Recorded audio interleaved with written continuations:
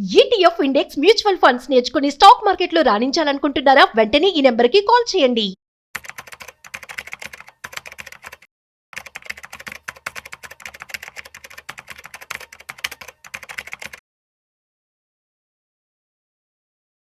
నమస్తే సార్. నమస్తే అండి.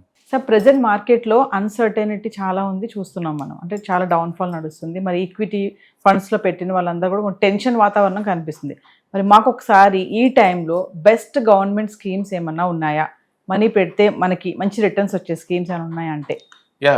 బేసికల్గా మార్కెట్లో వాలటాలిటీ ఉంది కాబట్టి మనం ఈక్విటీ మార్కెట్లో ఉంటే మనం లాస్ అవుతాం అన్నట్టు మాట్లాడుతున్నాం. కానీ మీకు ఫైనాన్షియల్ గోల్స్ ఇంపార్టెంట్ అండి. మీరు ఎంత టైం అంటే మీరు ఎక్కువ టైం ఇచ్చారనుకోండి, more than 7 years, and still I do recommend go for equity. మీరు మోర్ దెన్ 7 years టైమింగ్ అనిపిస్తే, అంటే లెస్ దెన్ 7 years అనుకోండి, మీరు బ్యాలెన్స్ అప్రోచ్ తీసుకోవాలి. అందుకని మనకి రిటర్న్స్ ఎంత కావాలి, రిస్క్ ఎంత టాలరేట్ చేస్తారు, ఎన్ని సంవత్సరాలు అన్నదాని టార్గెట్ని బట్టి మనం క్లాసిఫై చేయాలి తప్ప జస్ట్ మార్కెట్ పడింది ఒక రీజన్ తోటి అమ్మో అడొద్దు నాకు అని చెప్పి ఇటుపోవడం కుదరదు అనమాట. ఒకవేళ మీరు అడుగుతుంది అచ్చం గవర్నమెంట్ స్కీమ్సే అంటే నాకు గ్యారంటీ 100% కావాలి, సేఫ్టీ ఎక్కువ ఉండాలి అలా అనుకుంటే కనుక ద బెస్ట్ స్కీమ్ ఎప్పుడు కూడా సుకన్య సమృద్ధి యోజన. SSYగా పాపులర్ అండి. అండ్ ఇండియాలో హైయెస్ట్ వడ్డీ అండి 8.2. కానీ ఈ స్కీమ్ తీసుకోవాలంటే గర్ల్స్ ఎల్లు ఉండాలి మీకు, ఆడపిల్లలకే 10 years లోపు ఉంటేనే ఓపెన్ చేయాలి. అంటే పాప 21 years వచ్చేలోపు మెచ్యూర్ అవుతుంది. ఓకే, అంటే మ్యాక్సిమం సంవత్సరానికి 1,50,000 కన్నా ఎక్కువ పెట్టినవారు ఈ స్కీమ్లో.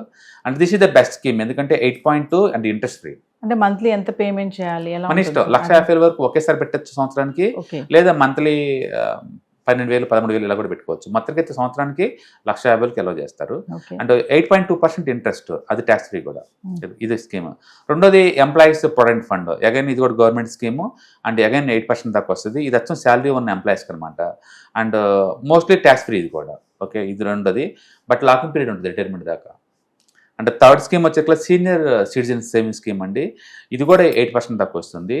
అంటే ఏజ్ ఫర్ 60 ఉండాలి, 60 అండ్ అబౌవ్ ఉండాలి ఇది అనమాట. కాబట్టి 5 years లాక్ టైం అలా ఉంటుంది. Okay, and interest tax free, but ATC benefit దొరుకుతుంది. ఇది యాక్చువల్గా నీకు ఈ మంత్లీ స్కీమ్ కావాలని తీసుకోవచ్చు, క్వార్టర్లీ నీకు పేమెంట్లో ఉంటాయి అనమాట ఇవి. తర్వాత పబ్లిక్ ప్రావిడెంట్ ఫండ్ 7.1% ఇంట్రెస్ట్ రాకపోతుంటుంది. అంటే 15 years లాక్ వేస్తారు ఇది.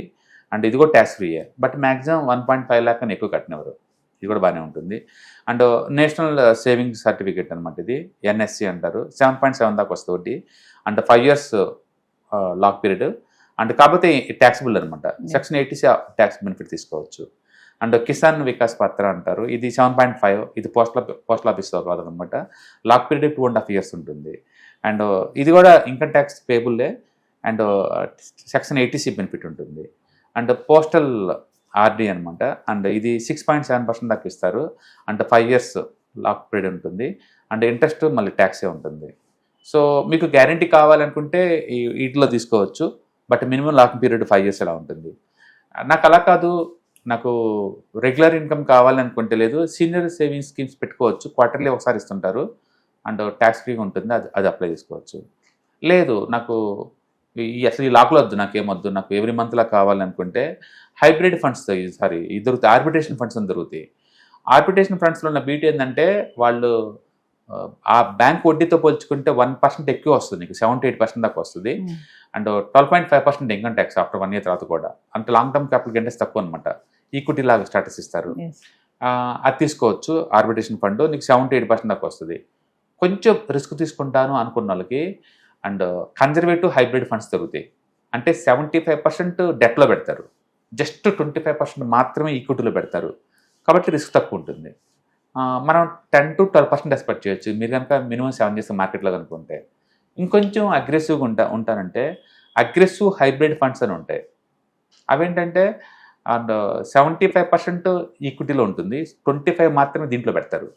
అంటే నీకు 13 to 15% దాకా వస్తుంది. ఓకే, నేను ఇంకొంచెం రిస్క్ తీసుకుంటాను, డెట్ తగ్గినా పర్వాలేదు అనుకున్నాం అనుకోండి, మల్టీ అసెట్ అలొకేషన్ ఫండ్స్కి వెళ్ళండి, 15% నుంచి 18% దాకా వస్తుంది.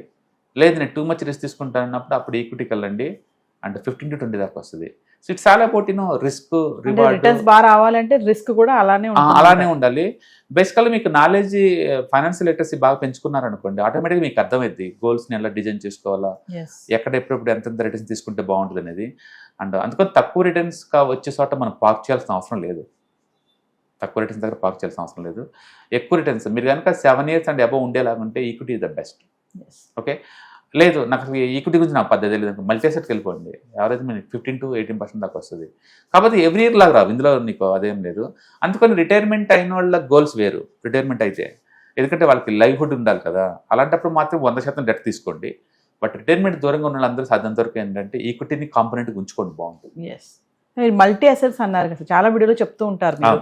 ఎప్పుడైనా ఏదైనా పెట్టామంటే ఒక దాంట్లో పెట్టొద్దు, డిఫర్ చేసి పెట్టమని చెప్తారు. డెఫినెట్ గా ఎందుకంటే ఒకే అసెట్ లో పెట్టుకుంటే లేదు, మీరు చాలా మంది small cap, mid cap, large cap లో పెట్టేసుకొని అదే రిస్క్ డైవర్సిఫై అయింది అనుకుంటారు. ఏం అవదండి, మీరు ఒకే అసెట్ లో కదా, రిటర్న్స్ లో తేడా రావచ్చు, రిస్క్ లో తేడా రావచ్చు, బట్ స్టిల్ మీరు ఒకే అసెట్ లో. ఈక్విటీ మార్కెట్ లో ఉన్న వర్స్ట్ ఏంటంటే అది రిసెషన్ లోకి వెళ్ళిపోయింది అనుకోండి, ఒక 2 to 5 years వరకు 0 రిటర్న్స్ వస్తుంది. ఇంకా ఆ టైంలో బయటికి రాలేము. మనకి యూత్లో ఉన్నాం కాబట్టి ఇట్స్ ఓకే, నాకు ఇప్పుడు అర్జెంట్గా అవసరం లేదు. బట్ ఓల్డ్ ఏజ్కి వస్తే చాలా ఇష్యూ అవుతుంది. అందుకని ఓల్డ్ ఏజ్ అయి ఉండి ఈక్విటీలో ఉండటం అనేది వరస్ట్ థింగ్ అది. ఎందుకంటే అది వెల్త్ క్రియేట్ చేసే టైం కాదు, వెల్త్ అక్యుములేషన్ చేసుకునే టైం, వెల్త్ కన్జ్యూమ్ చేసే టైం అది ఓల్డ్ ఏజ్ అంటే. ఆ టైంలో పీస్ ఆఫ్ మైండ్ ఉండటం చాలా ఇంపార్టెంట్. అందుకని వెల్త్ ప్రొటెక్షన్ లేదా వెల్త్ మెయింటెనెన్స్ మీ టార్గెట్ అయి ఉండాలి. కాబట్టి ఈక్విటీకి దూరంగా ఉండండి, లేదా ఈక్విటీని కొంత భాగాన్ని మాత్రం ఉంచుకోండి. బట్ కంప్లీట్గా మాత్రం strictly you have to avoid the equity market, అంతే. అందుకని మీరు మల్టీ అసెట్లోకి వెళ్ళారనుకోండి, కొంచెం ఈక్విటీ, కొంచెం మెటల్స్, గోల్డ్, సిల్వర్, కొంత అమెరికన్ మార్కెట్స్, కొంత రియల్ ఎస్టేట్, రీడ్స్ అంటారు వాటిని, కొంత డెట్ ఫండ్స్, ఇలా మల్టిపుల్ వేలో మిక్స్ చేస్తారు. సో న్యాచురల్గా నీకు రిస్క్ తగ్గిపోద్ది, రివార్డ్ కూడా తగ్గిపోద్ది. అందుకని ఓల్డ్ ఏజ్కి వచ్చేసరికి నువ్వు మల్టీ అసెట్ కన్నా వెళ్ళిపోవాలా, లేదా కన్జర్వేటివ్, హైబ్రిడ్ వీటికన్నా వెళ్ళిపోవాలా. ఈక్విటీలో మాత్రం ఉంటాను కుదరదు. సో వివర్స్, March 14, March 15 సాయంత్రం 6 గంటల నుంచి 9 గంటల వరకు 2 రోజులు నిర్వహించబోయే స్టాక్ మార్కెట్ ఎన్లి సుందరరామరెడ్డి గారి క్లాసెస్కి అటెండ్ అవ్వండి. బెస్ట్ ఇన్వెస్ట్మెంట్ ఫండ్స్ ఏంటి, ఎక్కడ ఇన్వెస్ట్మెంట్ చేయాలి, ఎలా ఇన్వెస్ట్మెంట్ చేయాలి, ఎంత ఇన్వెస్ట్మెంట్ చేస్తే ఎంత వస్తుంది, బెస్ట్ షేర్స్ ఏమున్నాయి, హై రిటర్న్స్ ఇచ్చే ఫండ్స్ ఏమున్నాయి, మీరు కనుక సార్తో మాట్లాడి మీ డౌట్స్ అన్ని కూడా క్లియర్ చేసుకోవచ్చు. ఈ వెబినార్లో జాయిన్ అవ్వడం వల్ల మీకు ఒక best investment strategies and ideas కూడా నేర్చుకునే అవకాశం ఉంది. మరి ఇంకెందుకు ఆలస్యం, కింద స్క్రోల్ అవుతున్న నెంబర్కి కాల్ చేసి ఇమీడియట్లీ స్లాట్ బుక్ చేసుకోండి. హలో ఫ్రెండ్స్, ఫైనాన్షియల్ ఫ్రీడమ్ మీద వెబినార్ జరగబోతుంది. ఇది డైలీ 3 hours ఉంటుంది, 3 days ప్రోగ్రామ్. దీంట్లో మీకు ఫైనాన్షియల్ ఫ్రీడమ్ ఎలా సాధించవచ్చు via with ETFs, index funds, mutual funds ద్వారా డీటెయిల్ గా ప్రాక్టికల్ వేలో మీకు ఎక్స్ప్లెయిన్ చేయబడుతుంది. అండ్ దీంట్లో ఎనీ డౌట్స్ ఉన్నా సరే ఇమీడియట్ గా వెబినార్ లోనే ఎక్స్ప్లెనేషన్ చెప్తారు. అండ్ అలాగే మ్యూచువల్ ఫండ్స్ ఎగ్జామ్స్ ఎవరైనా రాద్దాం అనుకున్నా సరే, మ్యూచువల్ ఫండ్ డిస్ట్రిబ్యూటర్ గా మీరు సెటిల్ అవ్వాలన్నా సరే ఎలా చేయొచ్చు, వాటికి సంబంధించిన డీటెయిల్ ఎడ్యుకేషనల్ వివరాలు మొత్తం కూడా ఈ ప్రోగ్రామ్ లో డీటెయిల్ గా చెప్పబడుతుంది. కాబట్టి ఎవరైనా సరే ఈ వాలటిలిటీ ఉన్న ఈ స్టాక్ మార్కెట్ లో స్టేబుల్ గా ఉండి అండ్ మంచి returns via with ETFs, index funds, mutual fund ద్వారా ఎలా సంపాదించవచ్చు, ఎందుకు ఇవి ఇంపార్టెంట్, ఫైనాన్స్ ఫ్రీడమ్ కి ఎలా ఉపయోగపడతాయో ఇవన్నీ కూడా డీటెయిల్ గా ఎక్స్ప్లెయిన్ చేయబడుతుంది. కాబట్టి ఎవరైనా ఇంట్రెస్ట్ ఉన్న పార్టిసిపెంట్స్ అందరూ కూడా ఈ అవకాశాన్ని వినియోగించవలసిందిగా కోరుతున్నాను. Thank you.